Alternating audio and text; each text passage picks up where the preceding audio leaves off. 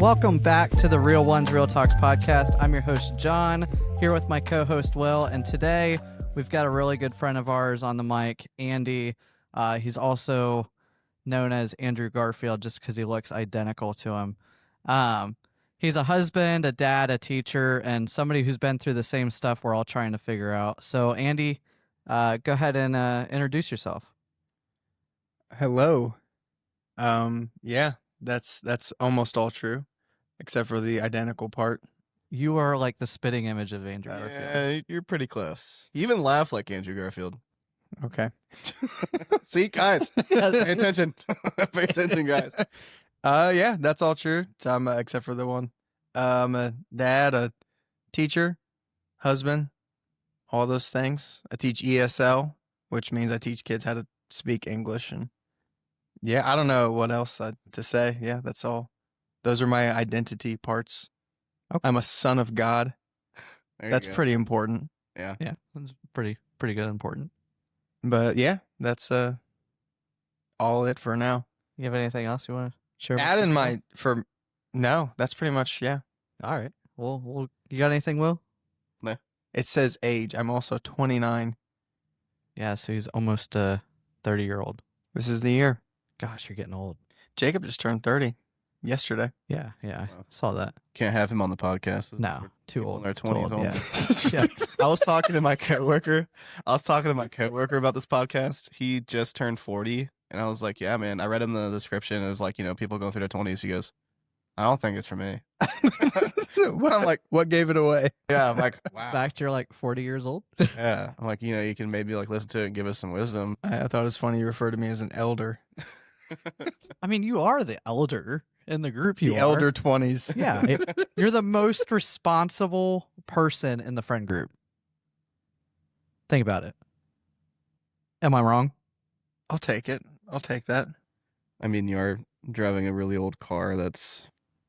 Oh, did you bring the Civic? Of course I did. What happened to the lights, dude? But yeah, I don't know what else to add. All right, so I guess we'll kind of jump into it. So, kind of what's a normal day for you? Like, what's it look Oh my like? gosh. A normal day. If you can say normal day in a household with 2 kids. Well, it's not a normal period because I'm a teacher, so I'm off for the summer. So, Well, yeah, like a normal like school year. yeah, I know, day. but so like when I'm Well, yeah, not working. when you're like not working. Oh, I was about to give you when I'm on the summer Give because us that has both. its own. Yeah, give us both. Well, for the summer, it's like because this is a very unique period because there's a baby in the house. So Kayla's up throughout the night with the baby, and so I will try and get up. But today was an exception. I get like a day in the week to do my sleeping in because she doesn't sleep through the night, and she will make fun of me for not doing anything the whole night. You know what I mean? And so I'll let her sleep in most of the time, hang out with the kids, breakfast, and then we do some family stuff. I don't know. Recently, it's been a lot of family stuff. We're going around a splash pad, water park, this thing, that thing, and just hanging out with them until nap time. I get a second at nap time, hopefully, and I play chess. Of course. That is the reason. We got Tuesday night chess club. It's That's the nerdiest thing I do. It's pretty great actually. So yeah, that's been recently a lot of family stuff, trying to keep up with all that during the school year. I don't know, get up, do my routine, go in. I will say it is nice being my 5th or 6th year. I think this will be my 6th year teaching. And the first couple, I would go in and I would be so anxious about like, oh my gosh, I get up in front of these kids. They're all going to be looking at me. Hey, what are we doing today? What are we doing today?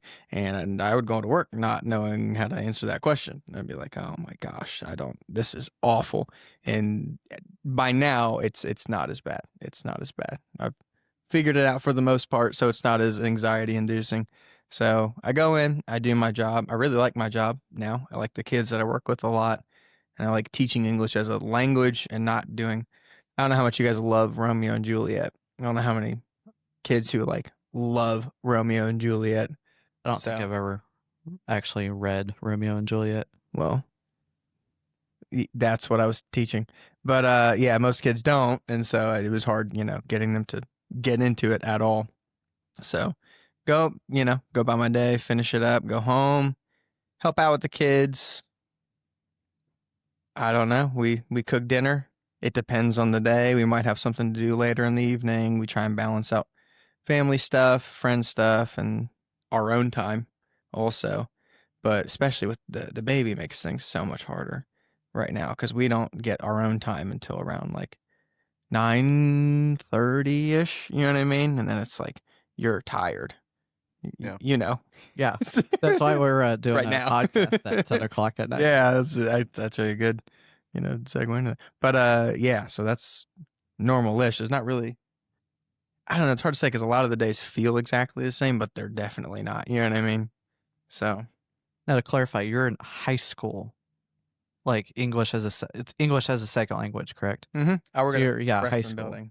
So how is that different when you're starting out, like you're so close in age to them in retrospect, because now you're old? It's funny. Yeah, you said that, but I had a Vietnamese girl who said to me, she was like, "You're only 29.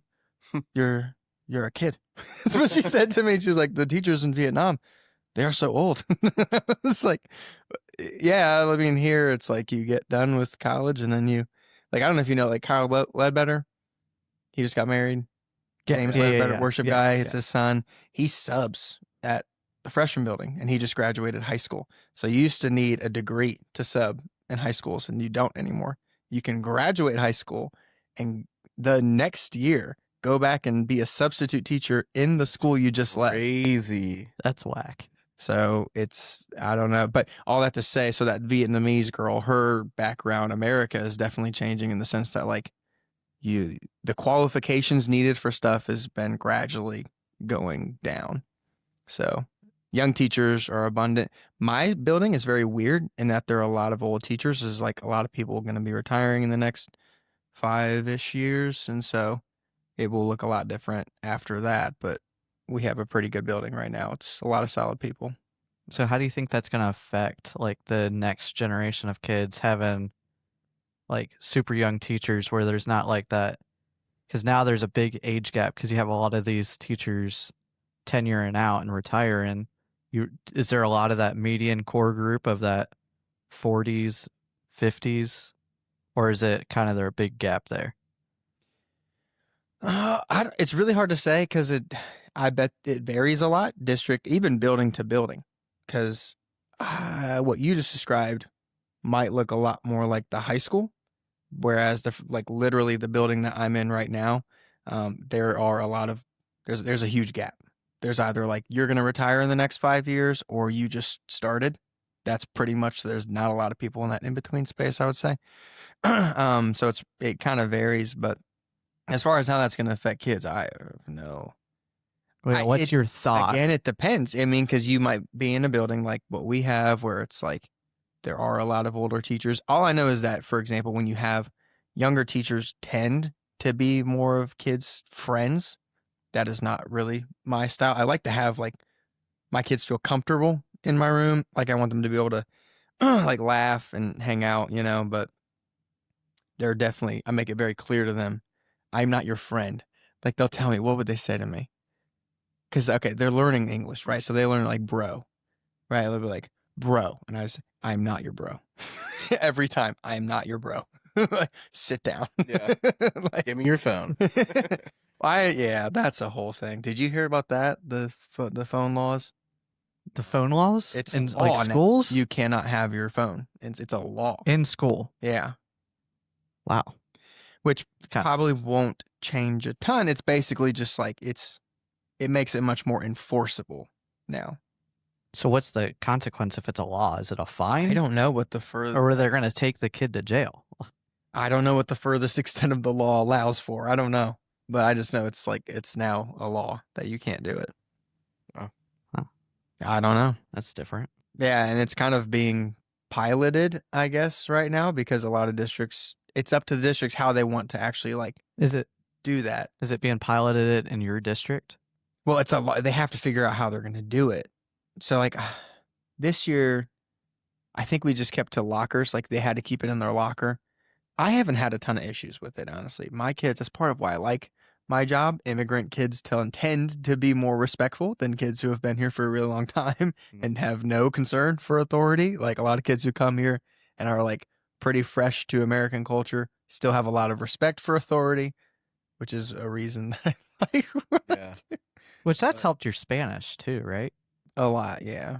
Yeah, because we went to that. Okay, so it was last podcast we talked about the Nicaraguan place. So Andy is the guy that went with me and Will, even though Will's not the adventurous eater.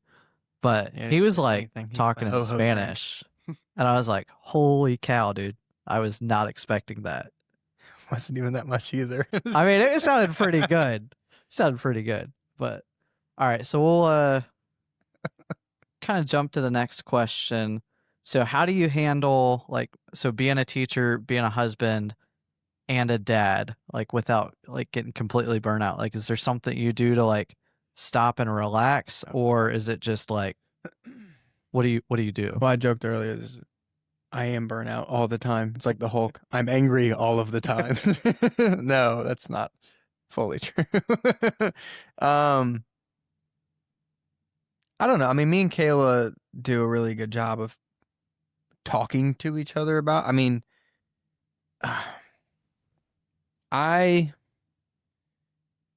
think it's very important to make sure that your wife gets to answer this question too. You know what I mean? And has some. Call her, put her on the line. No, I mean like. Yeah, you can call her. We can do phone in. No, I'm not going to do that right now. She's getting a second to herself. I'm allowed. Okay. So if she listens to this, she can leave a comment on her answer. Sure. Yeah. Yeah. She probably won't, But does that make sense? Like, because I think you. How do I want to say this? You have to consider how much your wife might also be burning out if you yourself want to experience the best amount of rest week to week. Because if it's just about me and how I'm going to be chilling, oh my gosh, I'm so tired, I'm doing this, that, right? Like, and your wife is continuously getting more and more stressed out. It doesn't matter how many times I do chess night. You know what I mean? It's like, there's going to be, my marriage is going to fail. You know what I mean? So what we do, actually, so chess night came from, I got Tuesdays was like what we talked about. We wanted to have like a night or a day or whatever it was where each of us got our own time to kind of do our own thing. She'll hang out with the kids and I get to hang out with my friends. And Monday, we call it Mommy Monday. That's what she gets. She gets some time on Monday to like do what she wants. You want to go, which honestly, she's kind of just been taking Hudson a couple of the times. Hudson's my son. She took him to Target to like buy him crap the one time. And then like they went on a date to Chick-fil-A or whatever. But yeah, so we try and carve stuff in for both of us weekly.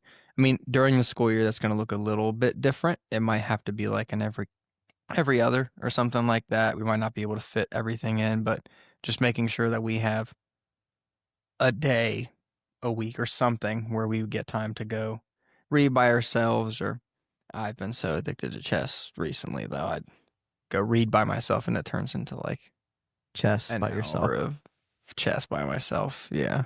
He's not kidding when he talks about his obsession with chess. It's He invited me to a chess night.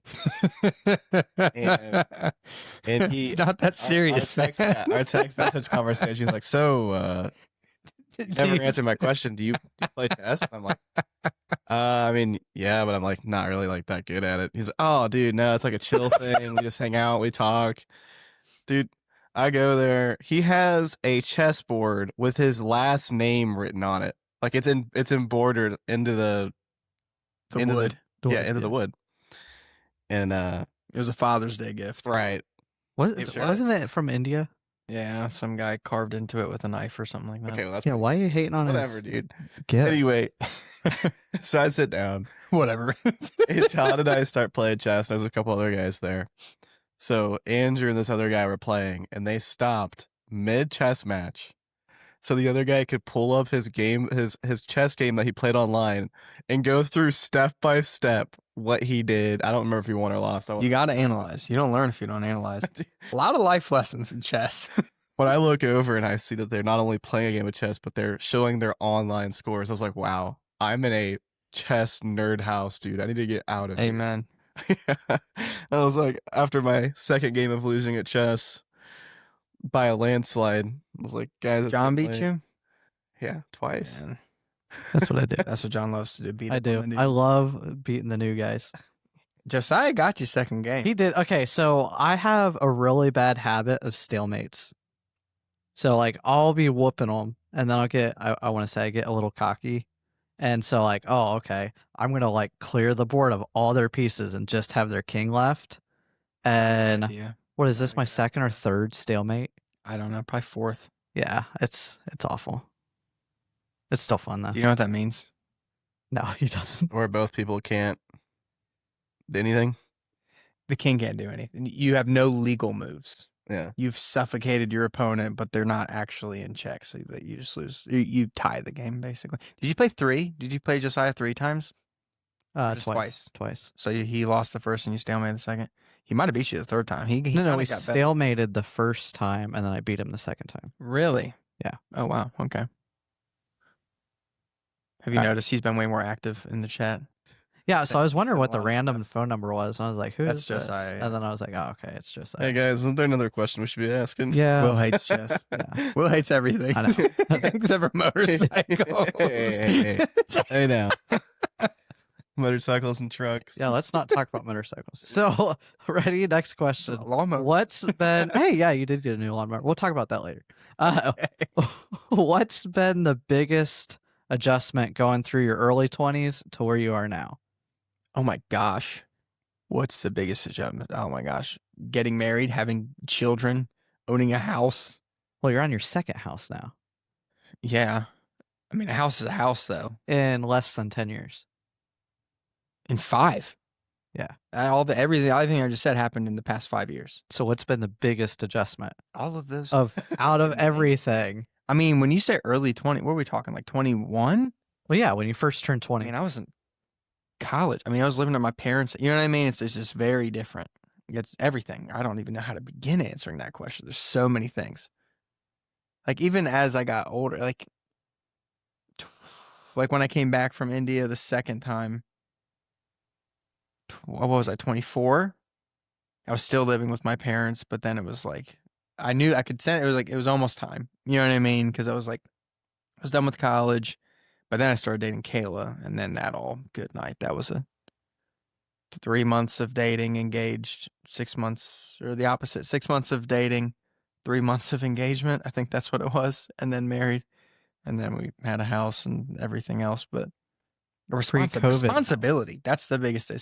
How little time you have for yourself. That's the biggest change, because you don't get a lot of it. And when you're in your early 20s, you have a ton of time. It doesn't feel like it. You know what I mean? You're like, oh, I got to do this thing, got to do this thing.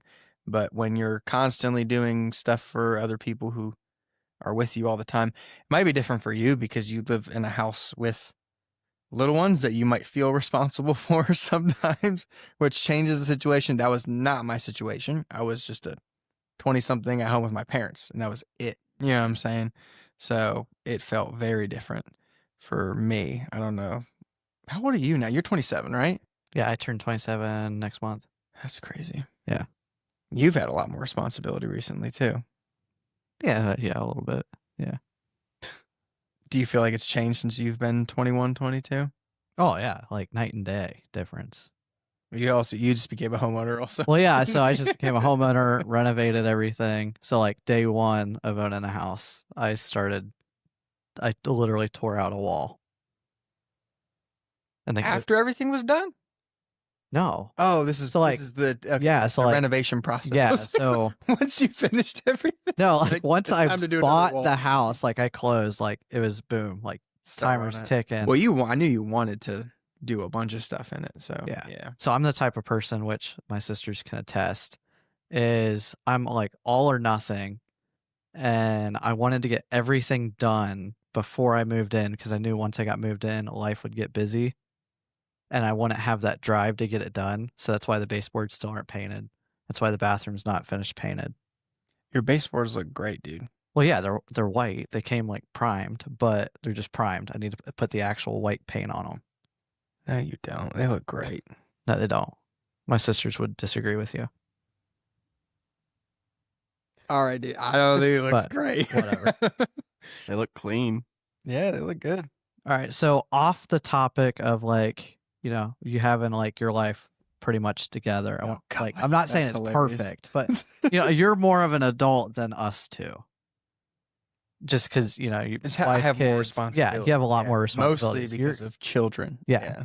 So this is kind of shifts on like just like guy talk now.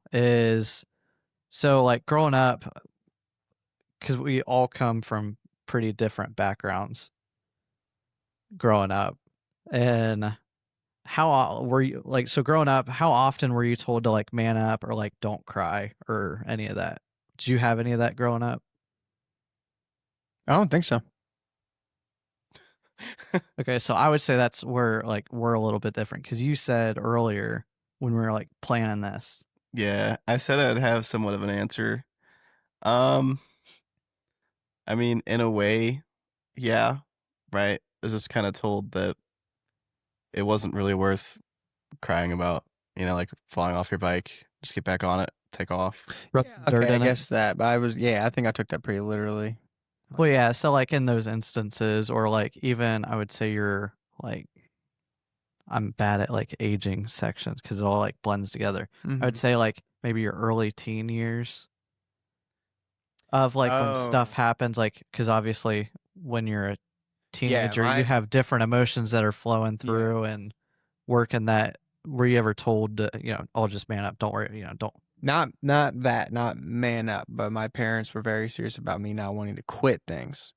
So there was one time where I wanted to quit AP psychology. I was in that in high school, and I was like, it's too hard. It wasn't probably too hard. I just was not. I didn't figure out how to like study for school until probably junior year of college. There was a gear switch, and it was like go time. Everything changed. But yeah, I didn't know how to. I didn't care. I wanted to hang out with my friends. So I was like, no, it's too hard. And my parents were like, no, you're gonna see it through. And I was like, oh no. And I ran away from home. That was my solution. I was so mad. Where'd you go? It's like park kind of thing. Okay, well, not park, campground thing off of Bisinger on the way to New Miami. Okay.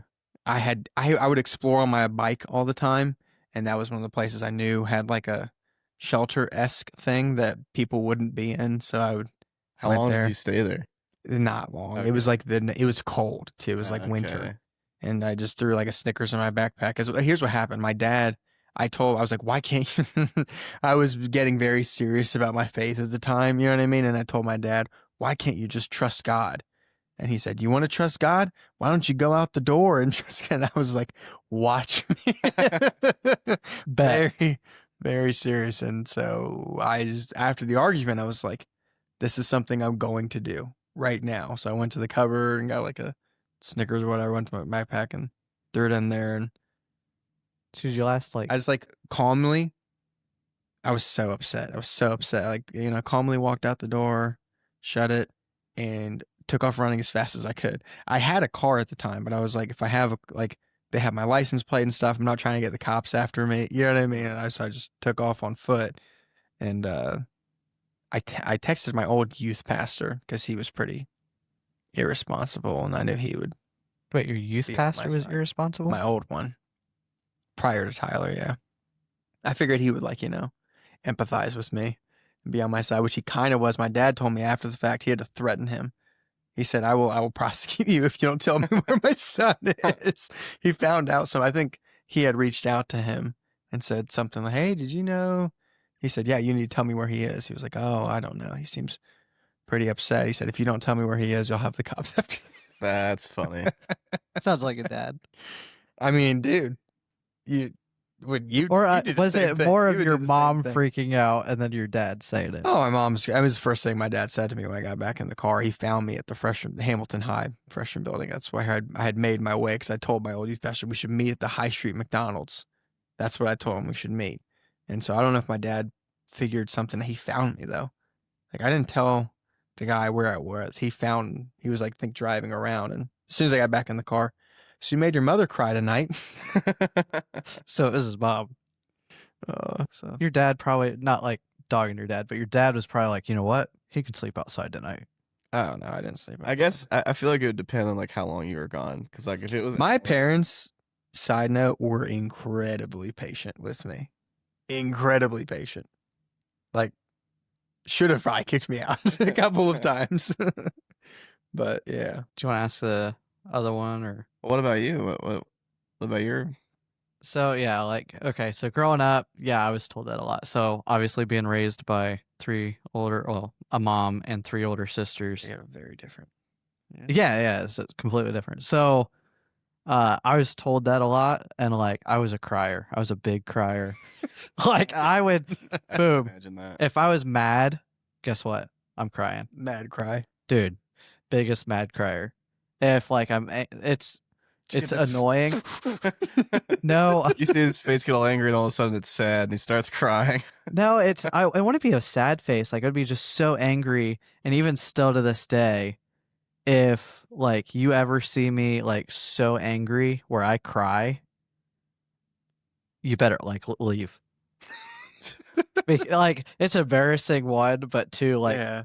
I am beyond pushed to where I'm that angry where I start to cry. So it's something that's like frustrating to me, and then I get more mad because then I'm doing that. But Yeah. yeah, I was a crier growing up, so you know I cried a lot, like over stupid stuff, whatever. And I was told, you know, man up a lot, and then especially like going through your early teenage years and like teenage years, getting told that a lot, it kind of makes you bottle stuff up a little bit, which I guess kind of goes into the next question is how did that shape how you handle emotions today? And I would say I bottle stuff up a lot. So like I'll just like, oh, I'm not gonna worry about it, whatever, you know. And then it just sits there and builds up, and then you have that one person that puts the last, like, whatever. The straw that broke the camel's back. Yeah, the last straw on there, and then you're like, I'm ripping your head off. I'm done. And I'm angry. That's it. I'm crying. No. I haven't. This is post cry. This is while crying. Yeah, I haven't done that. I haven't done that in a while. Cried? I understand. I know what you're talking about. Because like, okay, the last time I saw someone do it, I was at a church camp, of course, and we're playing dodgeball, and I hit this kid in the face, and he was already like really upset about it, and he just starts. I'm not like that. No. I need to go away. This kid's gonna blow up. I'm not like that. I'm just like, I'm trying to have a conversation, but I'm like crying while it's going on. And it just sits there and makes you mad. You just don't understand how mad I am right now. Yeah. What was your experience with that, Will? With yeah, because you had a bunch of older sisters dealing with like that. Which I guess it could be taken a couple ways. It's like being upset about something or wanting to give up on something, or like, yeah, because man up can mean a couple things. It's like, no, see it through, or quit whining. I don't know. There's a couple, you know what I mean? There's a couple uses for, oh, man up. It's like, get over it. You know what I mean? You see it through. But yeah, I like the see it through thing. I feel like that was heavily taught at my house. Like you could think it sounds cheesy, but even when like learning how to throw the football, right? It was, you know, it may hurt when it hits your chest a bit too hard, but you got to keep going because sometimes the pain, you get the ball in the end. No, there's a funny story I have with one of my oldest sister actually, because she was. I feel like I talked about this last podcast. I really do, but she was a major bully. And so like she was the oldest, so like by default she was like the authority of the household when the parents weren't around, but she still carried that even when mom and dad was around. And I know that she didn't like having water in her hair or like her face because she wears like getting wet. Yeah, like she would have makeup on. And so like one night I was getting water out of the fridge, and she said, I don't even remember what she had said, but it just set me off. And my instant response was to have that water in my hand, just dump it right in her hair, her face. She's like, oh my gosh. She grabs water, dumps it on me. Dad. He comes coming down the hallway. What's going on? She's like, he dumped water on me. Like, well, she's like, I don't care what happened. You're cleaning it up. And so, I'm sitting there, I'm cleaning it up, and she's just mocking me the whole time. I'm here cleaning up the darn water. I'm like, dude, this is crazy. But You had to clean it up? yeah, I sure did. Because at the time, I was the youngest. So I was younger. So the voice of reason was at the oldest. So Yeah, because they're older, they're supposed to be more responsible. But really, My they were parents the didn't trust me. instigator. My parents did not trust me. Is that what happened? Is that really what happened? Are you sure about that? Yeah, I didn't hit him at all. I maybe like did that. Like Gave that. him a little pat. That's how hard I hit him. Like that. Yeah. Dude, growing up when we was like, so my third sister, she was we called her the little rat. She would rat us out for things. Like if I hit my brother a bit too hard and he cried about it, my sister would go rat us out. Mom, Dad, Will hit Graham really hard. I'm like, no, it's not true. It's not true. But she would rat us out to my mom, and my mom, she was a very supportive mother. Like, she always nurtured us. And so she told Dad. And so Dad gets home from work. He's like, so, how's your day today, son? Oh, it's pretty good. He goes, did you do anything today? Like anything bad? No. I can't think of anything. He takes his belt off, sneaking claps it together. He goes, you sure about that? So I hit Graham. Yeah. Did you? Yeah. He's like, see, you know how nice it is being honest? Yeah. He goes, I'm not going to spank you today. I'm like, dude, straight up honesty has gotten me out of so many things. Yep. Oh my gosh. It is the way to be. Yep. It 100% does. Although I threw a bunch of papers out of a window in middle school one time because I don't know what I was thinking. I was just like, my friends thought it was funny, and the whole thing was, but the teacher's so like lazy, he's just at his desk. I was like, watch, I bet I can there's like a pile of papers by the window, but I can just throw all of those papers out the window and he won't even notice, like one by one. I'm just like throwing them, just like piles. Nothing. He's not doing anything. And then one of the paraprofessionals comes into the door. Is Andrew Rivera in this? Yeah, it's and I had to go down. Someone said they saw you throwing papers out a window. Is that true? Yeah, that was me. Okay, well, okay. I'm just gonna make you clean them up. And honestly, that was not a great. That sucked. Honestly, it took forever. But Jeez, dude. no, it gets you out of some stuff. Yeah, it does. Honesty is the best policy. It was my religion for a little bit. I was like, it was not. I would to the effect of like make people uncomfortable with my honesty. I like to like throw it at people's faces. You know what I mean? Yeah. Yeah. Since uncomfortable. Yeah. I think I liked Like, wow, that was the power that it gave me because no one ever expects you to be completely honest. You know what I mean? Like, hey, how you doing? I am crappy. I've had a terrible day. How are you?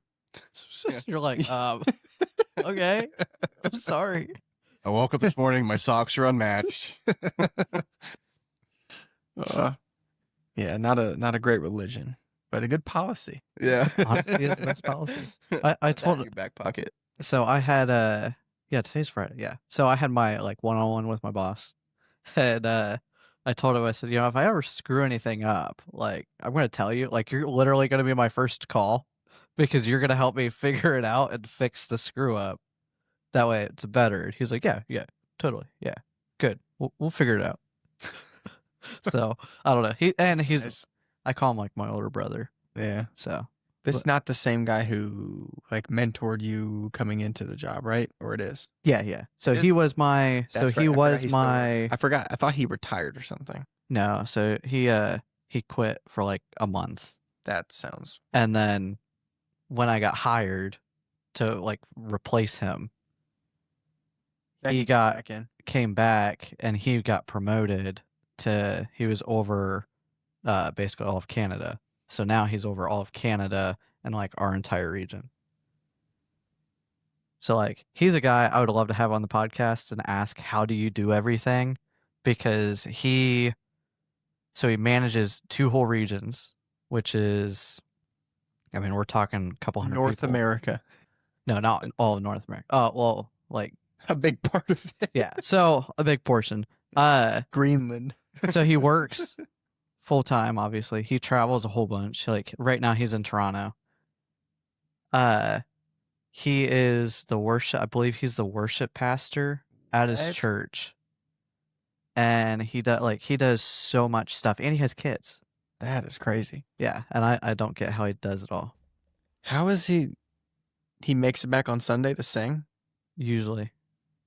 Wow. So like I think he'll be there this Sunday. So he's in Toronto for tomorrow. And then I think he'll fly home either late Saturday night or like earliest flight you can get Sunday morning, and then make it there. You coming back on Sunday?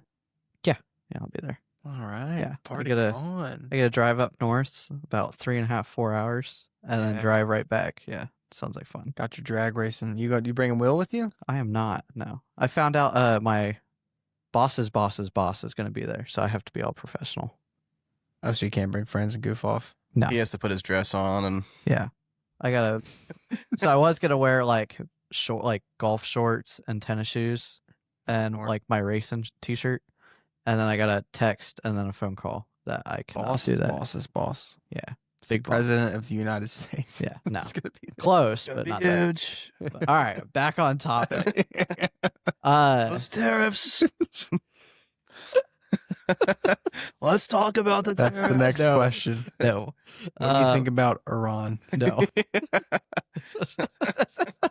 They don't know what they're doing.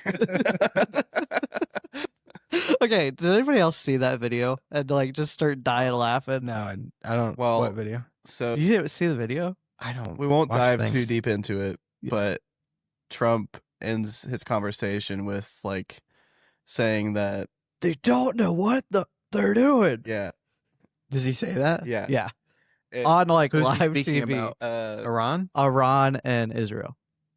Oh, he's talking about Israel too. Yeah, Yeah. Think because they I don't guess know either. so. I didn't look into the whole thing. So apparently they had negotiated like a ceasefire or something, right?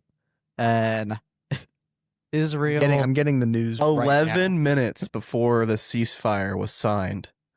I don't now. remember. Ceasefire I don't- between Iran and So yeah. I I don't know who sent them, but one of the two sent bombs to the other one. So it was Israel. So what I think happened, and guys, like I said, we're not 100% facts here. We are 100%. No. facts. So This is the what news. What I'm pretty sure happened was it was like 11 minutes after the ceasefire was Oh. signed. Somebody broke it. There was a miscommunication, I think, on Iran's part, and they launched a missile that didn't hit the intended target, But was still fired. but was still fired and still landed in Israel somewhere. And that prompted the. And it hurt.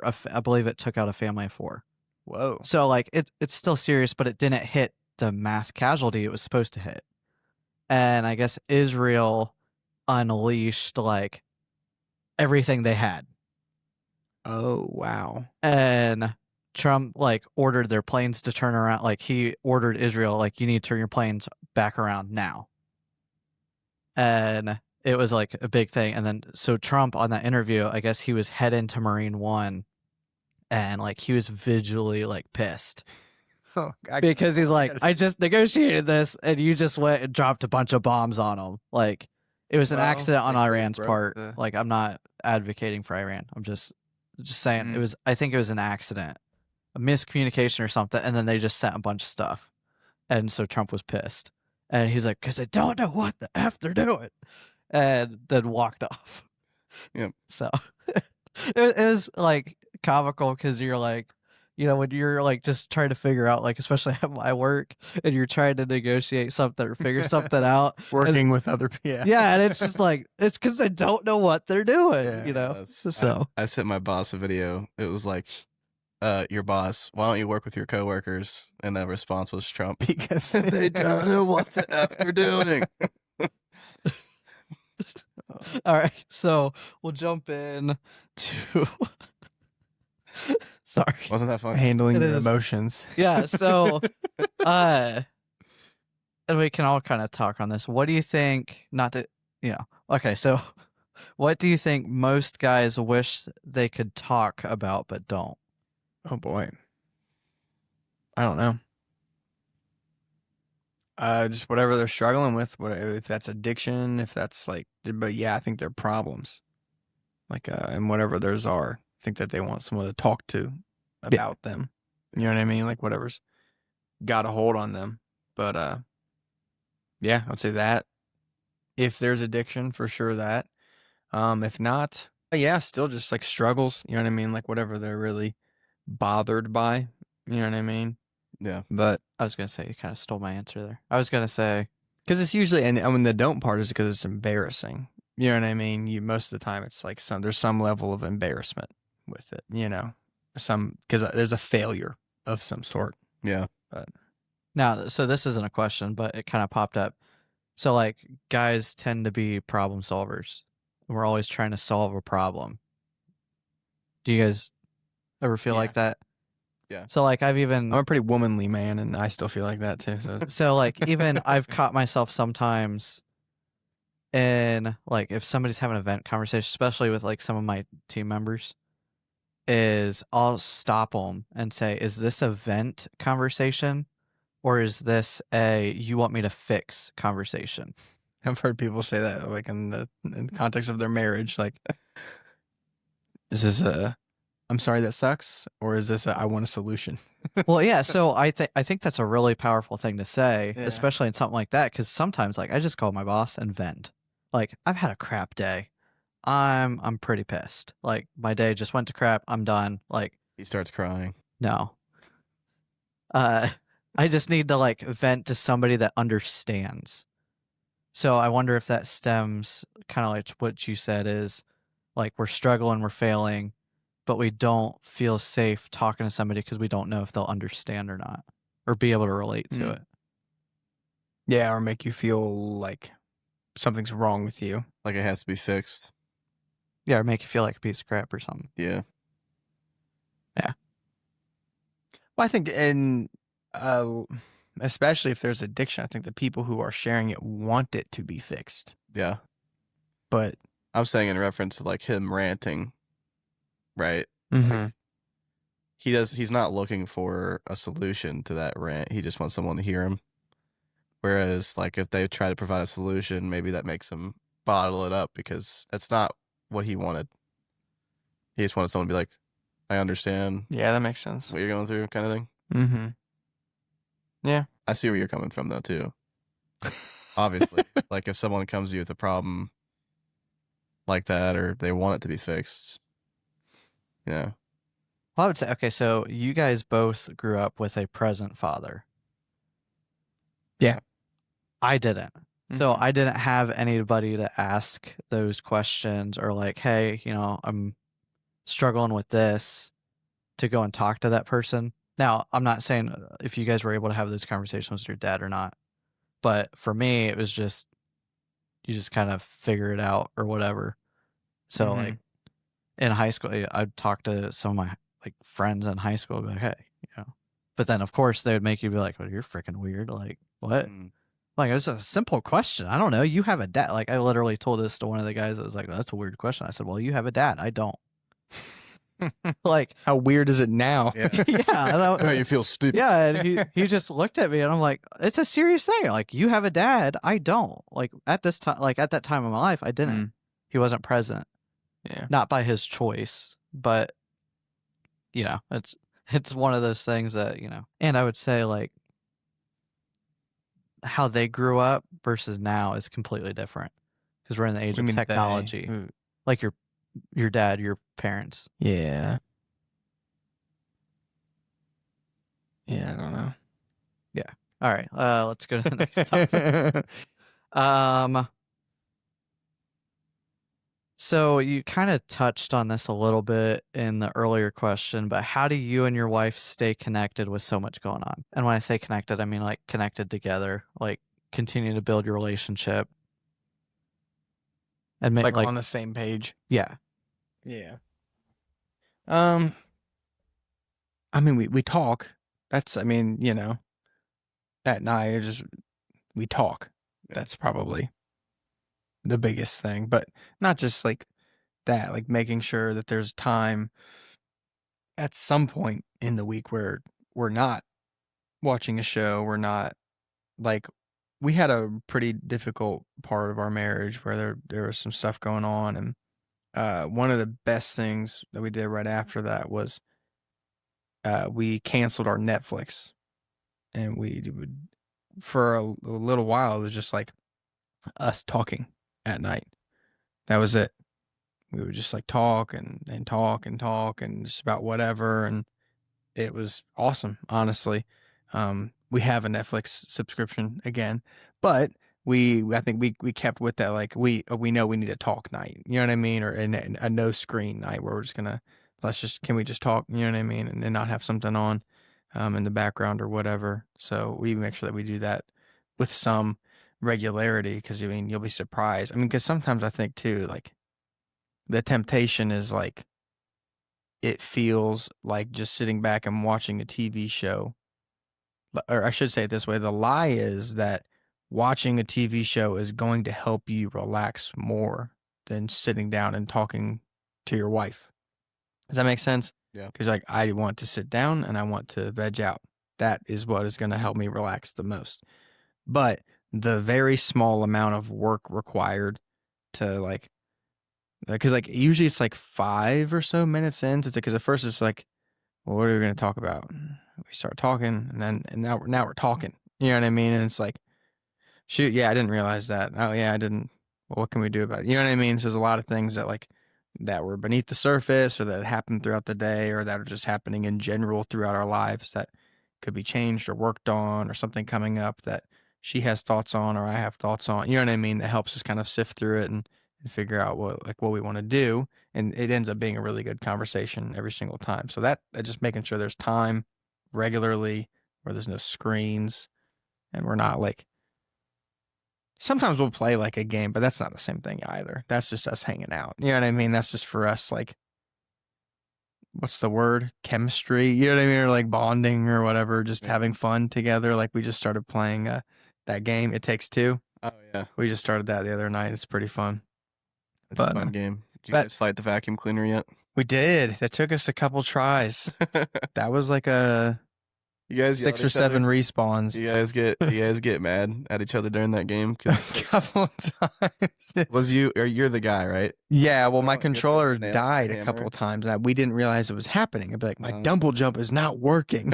I keep falling and dying.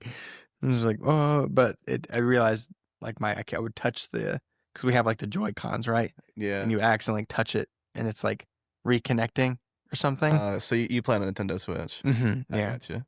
Yeah. Yeah. So was you throwing the nails for the hammer? We portion? just started that. Did you? Yeah. Yeah, that's gonna be funny. There's a couple parts in there where you're gonna accidentally pull the nail back, and she's gonna. I did it intentionally first because Yeah. it was like, this is such a good Oh, yeah. opportunity. She's like swinging on the nail. You know they did that on purpose. You know they did it on purpose. Like right before she's gonna jump. Yep. Take it out. Yep. Exactly. So to kind of jump back, so when you talked about, so you guys would just kind of get stuck in like screen time, and you made like priority to not like, hey, let's take a break and let's actually talk. Did you find that like using screen time to avoid like having conversations or like disagreements or whatever, just to put it off? Do you think that we use that? Like, yeah. So did you use it? And let me say it this way: I don't think we ever thought about it that way. I think that it just like it was very unintentional, but I think it happens whether you think it does or it doesn't. You know what I mean? You need to do that a lot, or regularly. I'll use that word again, not like every single night you must have in-depth conversations. That might be exhausting. You know what I mean? But like, I don't know, because I think that we enjoyed it. We liked our little, watch The Bachelor or whatever dating shows on Netflix and make fun of the people. We enjoyed doing that together, but we're not talking and figuring out what we actually want to do together on mission as a married couple. You know what I mean? Like those conversations aren't happening if you're, laughing at stupid people and judging them for the stupid things that they do in relationships on Netflix. You know what I mean? But he's the guy that got me to watch, what was it called? The Ultimatum? When like the first season. oh gosh. It was like a We don't train- watch the recency. No, so I All tried the like I recent tried ones the were- second, and I was like, yeah, this isn't the same. It's lame. I The don't like. first one though was The crazy. first one was like a train wreck that just keeps getting worse I and don't even know worse. what you guys are talking about. I'm with It's You should watch it. I would watch a it again. really wild concept. It's like So they it's take pretty dumb. I would call it situationships, because You and your new age terminology. These I- people are dating, but they don't want to be married. well, no, one person in In the the relationship wants doesn't to want to get married, Yeah. Or, and one wants to get married, and so they go on this show given the ultimatum, and then they break the couples up and then couple them up with each other, like different people, and the it's face. just his face. it's a train yeah. wreck. So they you. date. The idea is apparently like the hosts had that happen where they were dating, and both of them got with someone else, and through that relationship realized that they wanted to still be with each other. So they were like, we're going to do this on a show, and you're all going to date each other, and we're going to see if that actually makes you end up wanting your original partner in the end. Guessing those results weren't in their Not favor. great. No, no, No, even a couple of them was like, I like the person I was dating. yeah, yeah, For that short That- period of time. Ridiculous. yeah. It's a train wreck. It's a good show though. I don't recommend the other seasons though. Yeah. Season 1 was like one hit wonder. I'm not watching it. With Love is Blind, it's the same people. Yeah, Do you know what that is? No. no. It's another one that we judge. So the only reason I watched that was because of you and Kayla. We do that.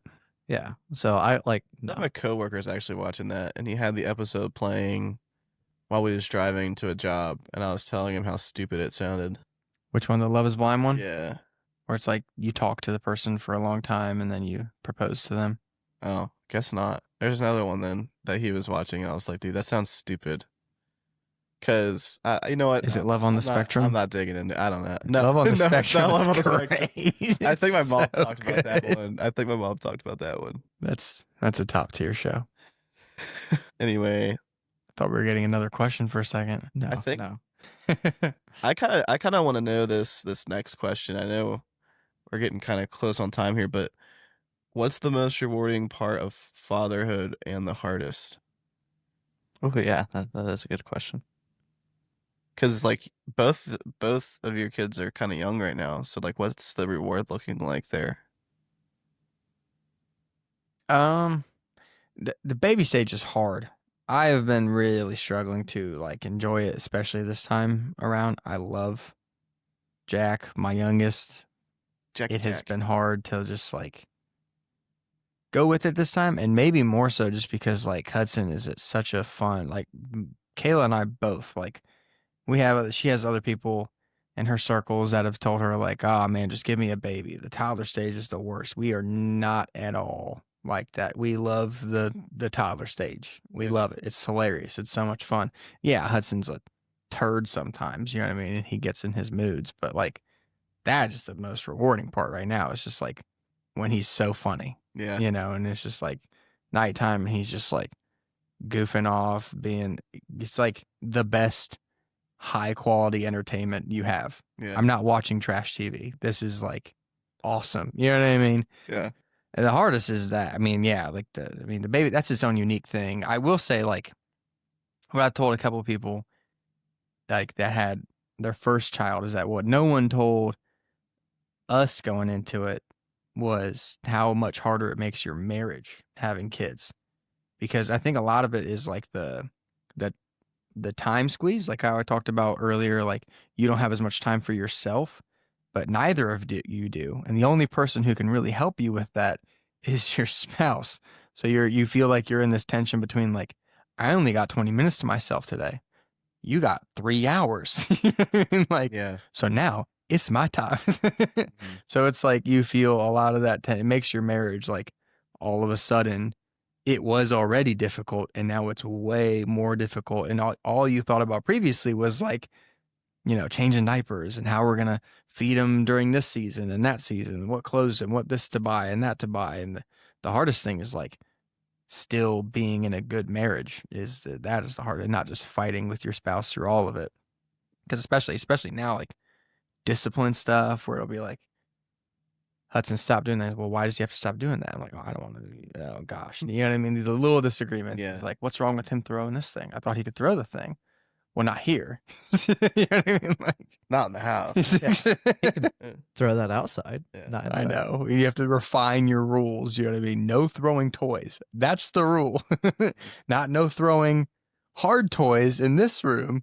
He don't understand. He's a Yeah. 2-year-old.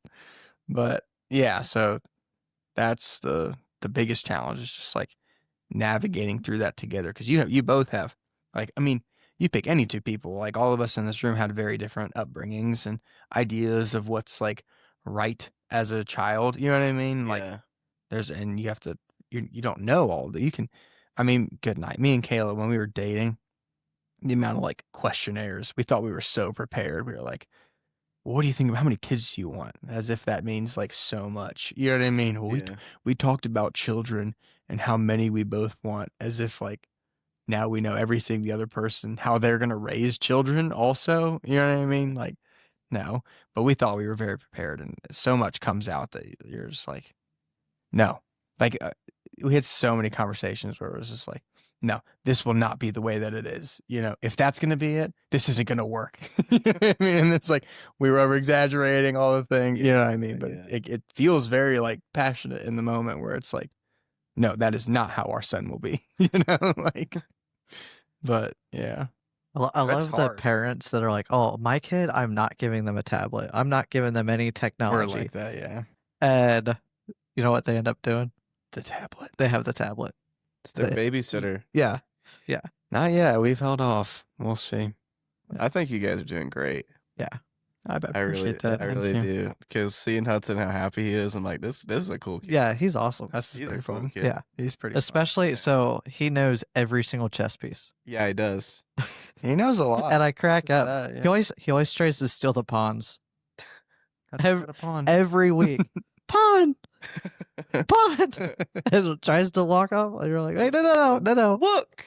Yeah, look. Hudson got a pawn. Yeah. Yeah, he's so adorable. He's fun, man.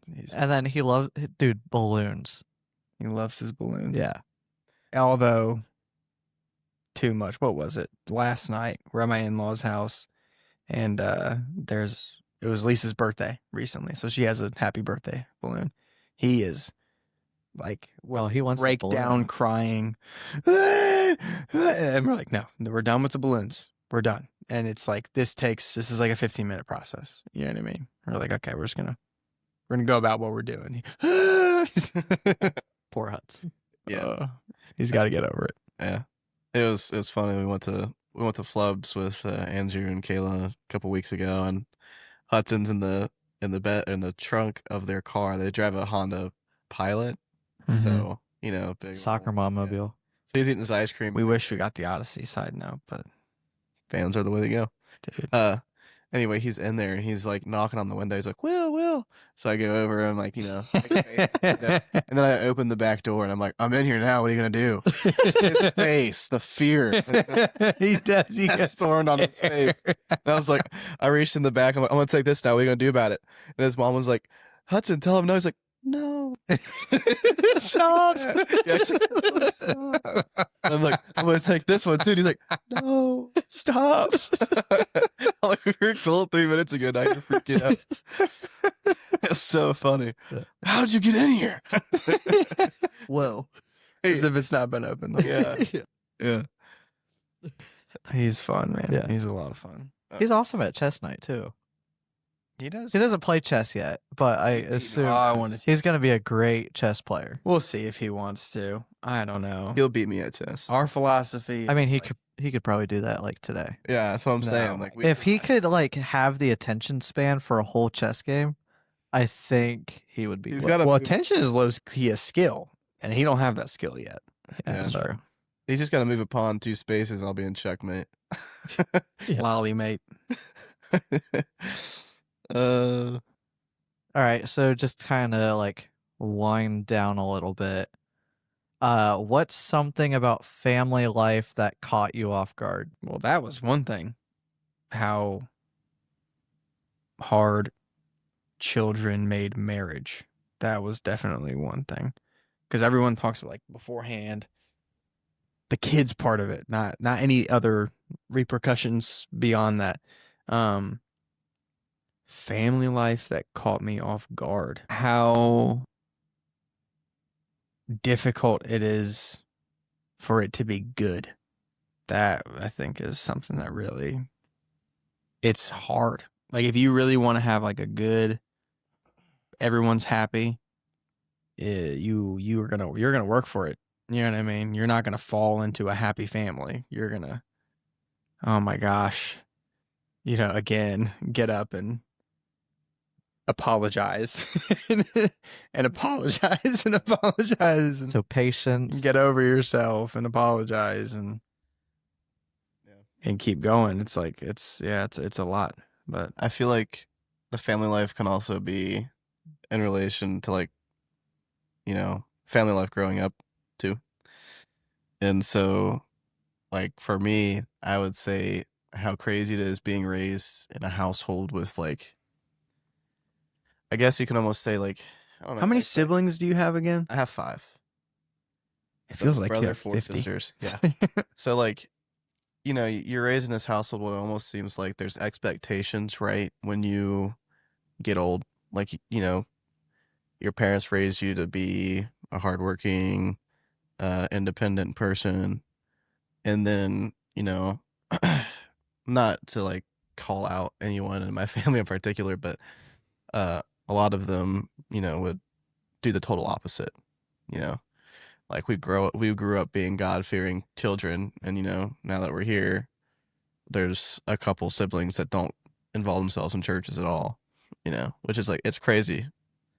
But yeah, I would say that I feel like this caught not only me but my parents off guard. Hmm. How did that happen? I know for my parents, like it was a big like learning curve for them, because like it kind of at first it made them upset, right? Like we did our best, like we raised them to be this, but then that didn't end up being that. But then they came to the realization like we can only try so hard. And so Mhm. that's kind of what it came to. Like we tried all we could, and like those morals that we like, I mean, they're in the house all this time. They're gonna have them still. It's just up to them and if they want to keep them or not. So Yeah, that's a hard one. I think that a lot of people too fall back on that one verse that's like I forget where it is, but it's basically like raise your children up in the way that they should go, and when they are old they will not depart from it. You've heard that? Yeah, I've heard that one. But it's like I heard one pastor say that is not as much a promise that like do the best you can and they will always follow the Lord. You know what I mean? It's not as much that as it is like a warning that if you do raise them up in a certain way, they might have a lot of difficulty getting over some of the problems that you've instilled in them. You know what I mean? Like if you've allowed them to isolate themselves a lot, they're going to have some problems getting out of that. You know what I mean? So it's not as much like oh my gosh, what did I do? Like I raised them up in the way they should go and they've departed from it for sure. You know what I mean? yeah. Like I don't know if it's because that if it was a promise that it's not a great one. Yeah. You know what I mean? Yeah. So I don't think it's exactly that, because there's a lot of examples of that. But Yeah. I mean, in the end, we're all our own person, right? So you're gonna make up your mind. yeah, definitely. I would say, like, yes, kind of you touched on it a little bit, is our parents aren't perfect. So you're Mhm. taking 2 people that got married and chose to have a kid or multiple kids, and they're going to figure out together how to raise them, except everything they do, like, it matters more than just, like, consequences of decisions that were made are like longer term. So like there's You mean like as opposed to like I'm a single guy, I choose to do this. There's not as many ripples as there are when I have kids in the house. yeah. Yeah. So arguments of, how you argue as parents, or if you don't have a parent, or just kind of everything in general, how your parents react to stuff. So for me, like a big thing is why. I always want to know the why behind it. Because like growing up a lot, my mom would say, because I said so. Okay, well, why? I think I that want to there's learn. I like space learning. for that, but it should be the exception, not the Yeah, rule. but the rule is You do should this explain because I why. said so. But even after you go and do that thing the first time, it was never explained. Yeah, you need to explain. You need to know Yeah. why. Yeah. So just like those little things of how much that matters. Because, growing up, you're like, oh, whatever, I did this, I did that, whatever. But then like you sit there and like you track back things, you're like, okay, that's why. Hmm. Or that's why this happens, or that's why, you feel that way, or different things you react to the different Well, that's one of the ways. shocking things about growing up too, is like realizing how little your parents had it together when you thought that they understood everything. You know what I mean? Like they're infallible. Yeah. They Oh, yeah. no, they did no wrong. You know what I mean? There's like they were people the whole time in the same way that you're a person the whole time. It's so weird. Like I talked to my dad like the other night, like last time we hung out with him. I was like, how old were you when we moved here? He was like, I was 27. I was like, holy crap, dude. Like I was, so my dad was, that's just wild to me. My dad was your age when we moved here. I was 7 years old and my brother was 4 and he was your age. You know what I'm saying? I'm sorry. Like that's, he's just a guy too. You know what I'm saying? He wasn't like Superman, but in my head, he was like, He's just trying to figure it out. And, Yeah. I want to say provide for his family, and he doesn't Mhm. know what's going on. Because there's no way, like right now, if I had like family, kids, and everything, I don't know all the answers. It's a lot. Well, the really grateful or the really good thing is that they grow up fast, but also slow. So you get a lot of time to figure it out. You know what I mean? Yeah. Like you're gonna. Tyler said something in our premarital counseling that was helpful. He said I don't know how true it was, but it stuck with me. He said most of the fights that your guys' parents had, you don't remember. They got them all out before you were able to remember them all. It's like the big ones, or they learned. A better way of saying that would be like when the kids are really little, it's a really good opportunity to learn how to fight well. Yeah. You know what I mean? Because they're not like contributing. Well, Dad, actually, Mom, don't talk to Mom like that, Dad. Yeah. Well, and I would say, like, okay, so I don't have kids, but I would say it's a high stress time because you have a newborn, you're trying to figure everything out, the baby's screaming, you don't know why it's screaming, you're trying to do everything, you changed the diaper, you fed, you burped, you did whatever, and the baby's still screaming at the top of its lungs at 3 a.m, and you're trying to figure out why. So I feel like having all that stress on top of being married, it kind of Yeah, it's hard amplifies not it. to take it out on each other. You know Yeah. what I mean? Or you have moments too where it's like you team up, and then but it becomes it's on the kid. Freak this kid, stupid kid. What are we doing? But yeah, that's not healthy either. No, poor kid. I know. Poor Jack, man. Yeah. Uh, All right, Freeze so sleep. we just play this to Jack and say, Jack, we just want you to go to sleep. That's all we want. it's so bad, man. And I'm so mad in the morning. Like when he's up, like it's 6, whatever. And he's like, he looks at me. Just so happy. Glad Biggest you smile on his slept face. good. And I am not happy. Like I got 2 hours of sleep and you got like 6. I mean, I got You'd be sleep. like- I don't want to get up yet. You know what I mean? Like I don't have to get up. And now I have to. Yeah. Because of you.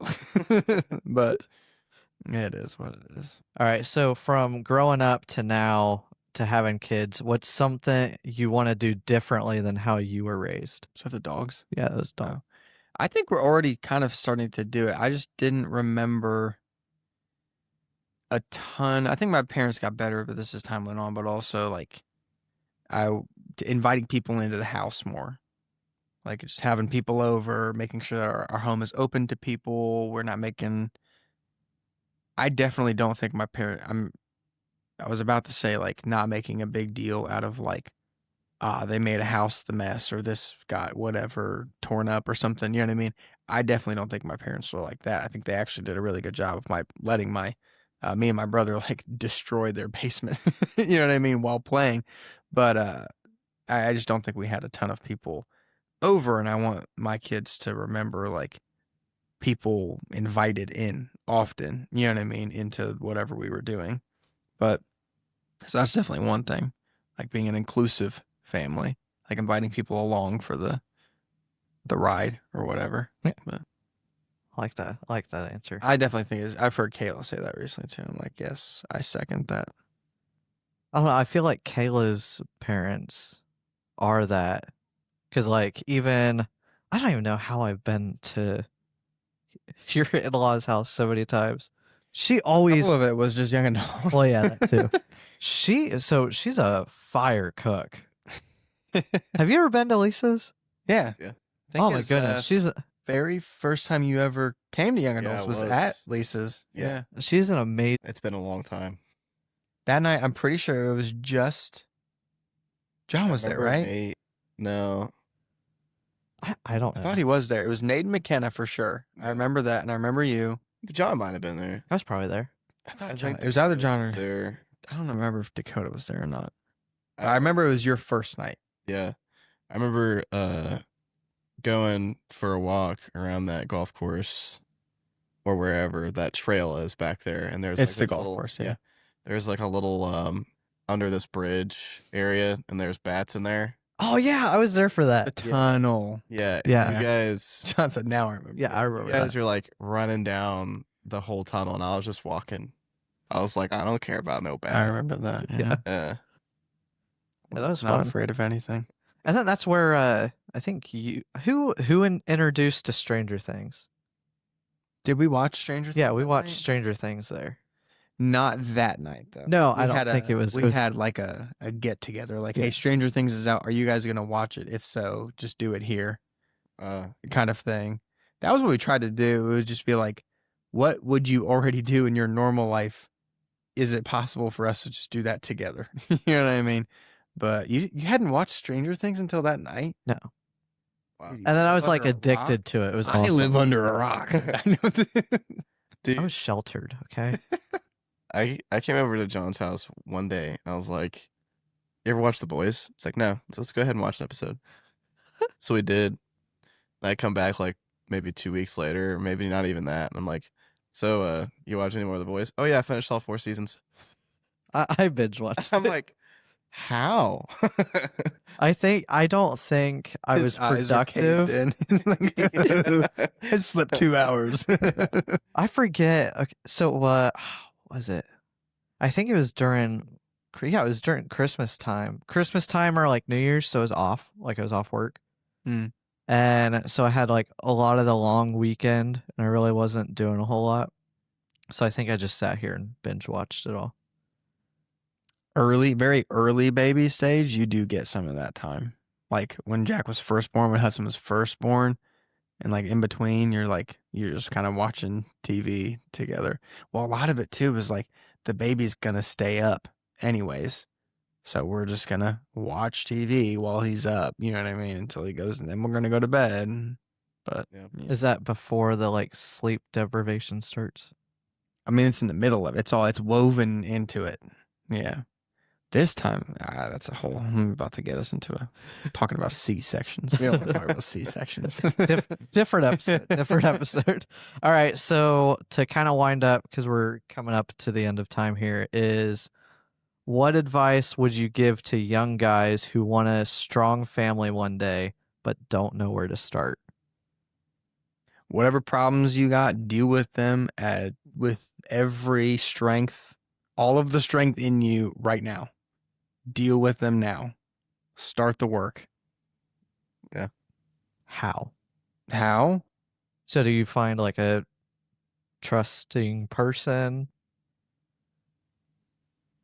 It's part of it. Yeah. or find someone you can trust to work That's a through big the question, issues with? John. That's know. coming up on the end of our time. We're gonna ask this huge question that takes 30 minutes. 30 minutes. Um, Yeah, I mean, you want to. It depends what it is, but like, In my case, with some addiction stuff, it was like letting people in, and then a lot of prayer. A lot of prayer. I remember I got down, I was just like looking up, like, man, how do I deal with this? How do I get over this thing that I can't stop doing? And one of the guys, he was like the pastor that I was reading about, he was like, God might not answer the 95th prayer or whatever he said, but he might answer like the 96th or something like that. And I literally just like begging God. This thing was just like ruining my life, it felt like, for so long. And he answered my prayer finally. I don't know what number it was. I didn't keep tallies, you know what I mean? But it had controlled my life for a long time. And he answered it through a verse in 2 Thessalonians. I just kind of realized that, like, so basically you need to talk about it with people. Like there's a lot of different sayings about like things not being overcome in the dark, or you not getting it. Like, you need to shine light on the situation, and light comes through people knowing about it, people that you trust. You know what I mean?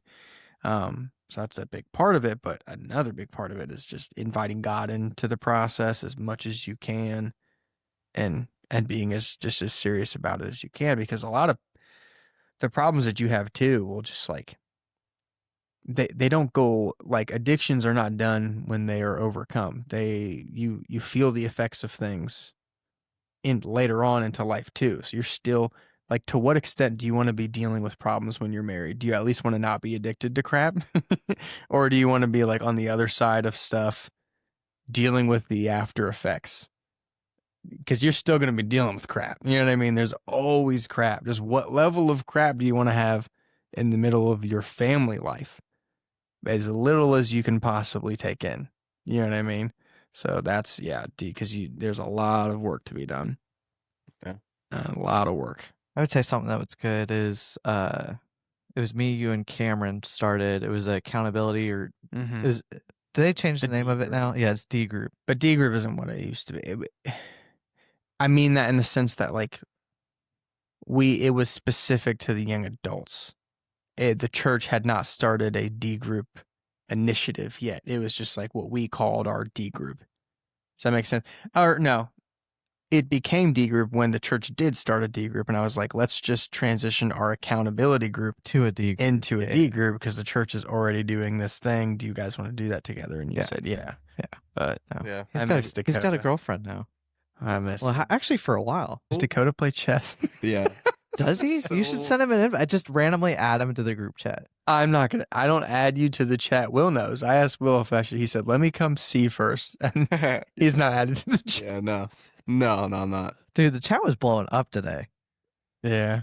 Apparently, like, there's some other group chat my wife is in with like people from church, and Jacob accidentally sent something he tried to send to the chess group, and everyone made fun of him for it. Why are you sending me a random chess game, play by play?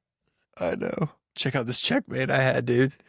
Sexy checkmate. I don't want to talk about this anymore. Did you find what were you trying to say about Dakota? Yeah, no, so Dakota texted me. This is funny. So we haven't talked. This is recent? Sort of. We hadn't talked in months. I'm gonna try to 3 find. months So ago. October 17th was the last time we had a conversation. That's pretty old. He texted me at January 22nd at 1:02 a.m. saying, first it's a link to an Instagram video, which I don't even have Instagram. He then sends me a paragraph of what this video is. So he's like, watch it all so you don't have to. He mostly puts the mug in the pug mug. Then he brings SpongeBob. He opens a deck of Pokemon cards. Wolverine comes in. The forearms of Ben 10 then hit him in the Incredible Hulk fight. Then he brings out Bugs Bunny mug. Then another pack of Pokemon. This is just random. 1 a.m. He goes, this will only make sense if you watch the video. So did you download Instagram? No, You don't have to. You should be able to just click on the link, Yeah, right? it's Because I don't have one either, but like my friend might send me something and I can click on it and still see it. Yeah. So I get up at 5:45 every morning for work. So I get up 5:45. I click on it because I'm like, why in the world does he text me 1 a.m? I watched this is like a 5-minute long video. I watched maybe like a minute of it. I just responded with at 5:51. That hurt my brain. That's all I responded with. And he says, mine too. Oh my. Have you talked to him since? No, just like light conversation on like he's got a buddy who lets me like take tree branches to his house and like dump them. So I'll just text him like, "Hey, I'm heading over there." So really the only conversation. You I get have with tree branches a lot?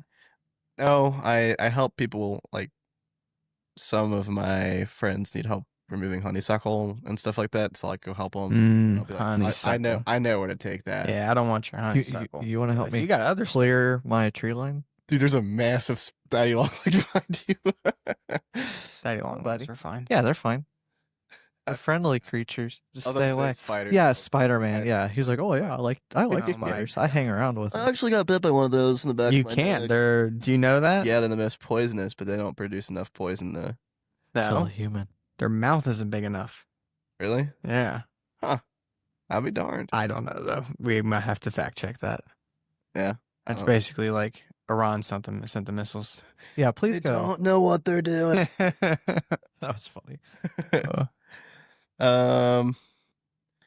So I guess we'll kind of conclude the podcast. How long have we been going? About an hour 20. Wow. You have anything else, Solid. Andy? Hey, real quick, thanks for joining us I appreciate it. It's been for this very fun. late night. I figured. I mean, you said, when do you have 2 hours free? So this is what I expected. I knew what I was signing up for. Yeah. John, do we have any updates on social media platforms at all? Are we gonna... Not yet. I thought that was your job. Okay. Okay. I do. I thought that was your job. I do editing and posting, but I can work on it. We'll Do get. TikTok. I don't have that garbage. Yeah, I have to. We'll get some out there. Just working through getting the basics done first. So Well, again, like John said, Andrew, thanks for coming over and hanging out. And, No problem. Yeah. It's been fun. Thanks for listening, fellas and fart smellers. That's the end.